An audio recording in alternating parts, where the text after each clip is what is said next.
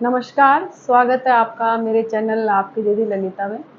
तो आज मैं आपको बताऊंगी कि जिस तरह हम लोग प्रदोष का व्रत करते हैं, एकादशी करते हैं, चतुर्थी का व्रत करते हैं मासिक, जो हर महीने में आती है, इसी तरह दुर्गा अष्टमी का व्रत भी किया जाता है।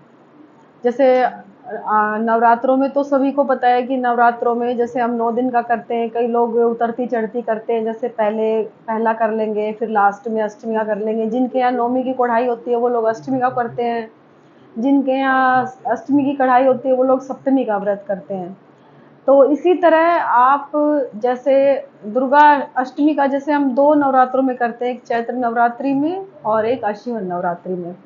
इसी तरह तो जो 2 नवरात्रों में व्रत करते हैं वो तो हम करते ही हैं, लेकिन जो माता के भक्त हैं वो हर महीने भी शुक्ल पक्ष की अष्टमी को हम माँ दुर्गा की आराधना कर सकते हैं। और ये व्रत बहुत ही फलदायी होते हैं, मनोकामना की सिद्धि को देने वाले होते हैं। आप कोई भी मनोकामना अपने से रख लीजिए, जैसे संतान को लेकर या व्यापार को लेकर, मकान को लेके, दुकान को लेके, अपने शरीर के लिए, अपने सौभाग्य के लिए, आप बच्चे की नौकरी के लिए, मतलब क्या ऐसी चीज़ है जो माँ भगवती नहीं दे सकती। आप एक बार उनकी शरण हो जाइए तो माँ आपको मांगने की ज़रूरत भी नहीं पड़ेगी, वो आगे से आगे आपके हर कार्य को पूर्ण करती चली जाएंगी। तो जिस तरह आप ये व्रत करते हैं और व्रत आप करते हैं, तो आप अष्टमी का व्रत भी कीजिए। अष्टमी के व्रत का मैं आपको विधान बताऊंगी, उद्यापन भी बताऊंगी कि किस तरह व्रत किया जाएगा। तो आप सुबह संकल्प ले लीजिए, सुबह उठते ही, कि आज माँ मैं आपका ये व्रत करूँगा अष्टमी का।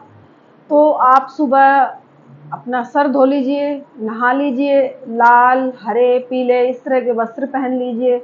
लाल और पीला ये माँ को बहुत ही प्रिय है, ऑरेंज कलर भी आप पहन सकते हैं, ये 3 कलर माँ को अति प्रिय हैं। तो आप ये कलर जरूर पहने, आप पूजा जब करने बैठे। तो एक तो देखिए, आप खुले बालों से कभी पूजा ना करें, आप अपने बालों को बांध के पूजा कीजिए। टपकते हुए बालों से भी हमें कभी पूजा नहीं करनी चाहिए। जैसे हमने सिर धोया और हमारे बाल टपक रहे हैं, तो उन अवस्था में भी हमें पूजा नहीं करनी चाहिए। आप अपने बालों को अच्छे से सुखा लीजिए, आजकल तो ड्रायर भी आते हैं, तो आप बालों को अच्छे से सुखा सकते हैं। तो बालों को सुखा लीजिए और फिर माँ की पूजा करने बैठ जाइए। आप पूर्वाभिमुख बैठ सकते हैं, पूर्व की तरफ मुंह करके बैठिए, उत्तर की तरफ मुंह करके बैठिए, या पश्चिम की तरफ भी मुंह करके बैठ सकते हैं आप।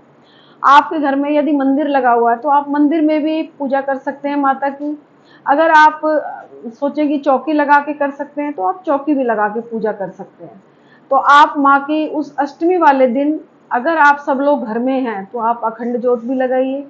अगर आप जैसे ऑफिस वाले हैं कि भाई हम तो बाहर चले जाएंगे, तो उस टाइम उस अवस्था में अखंड ज्योत नहीं लगाई जाती। अखंड ज्योत तभी लगाई जाती है जब आप घर में सब लोग हों। तो आप फिर ऐसा कीजिए कि एक दीपक ले लीजिए, उस दीपक में देसी घी का आप दीपक जलाइए, या फिर अगर देसी घी की व्यवस्था नहीं है तो आप तिल के तेल का दिया भी लगा सकते हैं। तो तिल के तेल का दिया लगा लीजिए आप माँ के लिए चुनरी चढ़ाइए।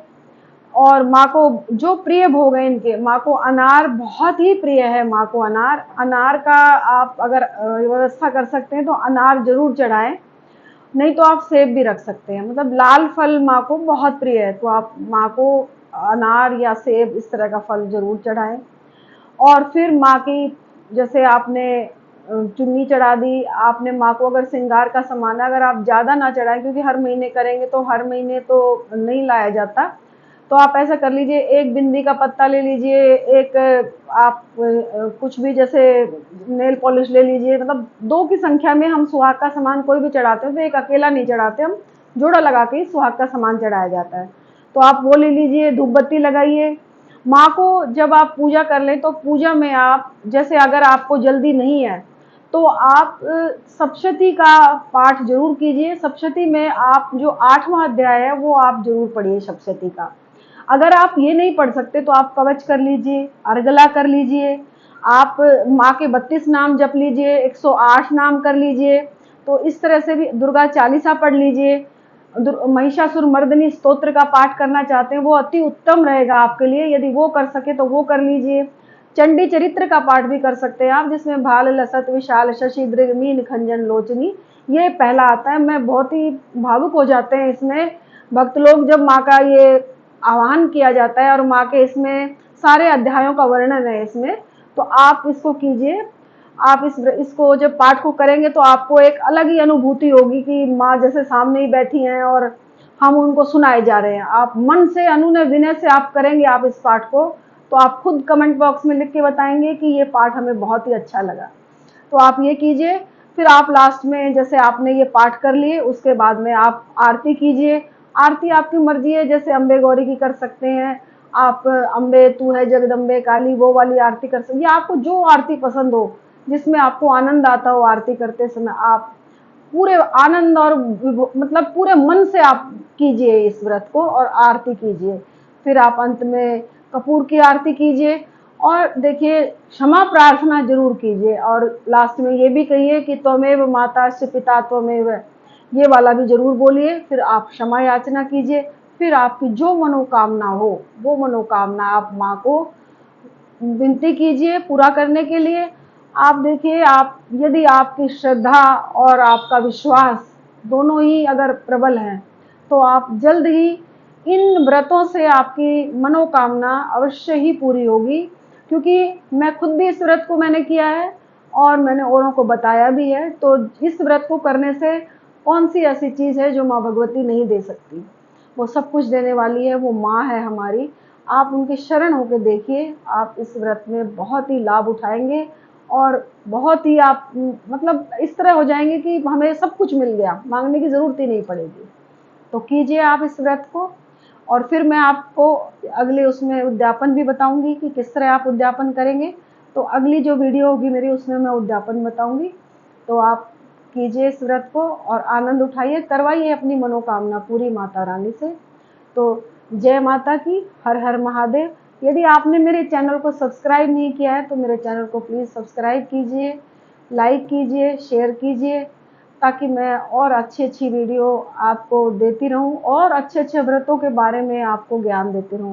और मैं आपको माता रानी की कुछ कथाएं भी अवश्य सुनाऊंगी कि किस तरह माँ भगवती ने अपने भक्तों के उद्धार किए हैं। तो आप मेरे चैनल को यदि सब्सक्राइब करेंगे, चैनल को आगे बढ़ाएंगे, तो मैं अच्छी अच्छी वीडियो लेकर आऊँगी। तो आज के लिए इतना ही। नमस्कार, जय माता की, हर हर महादेव।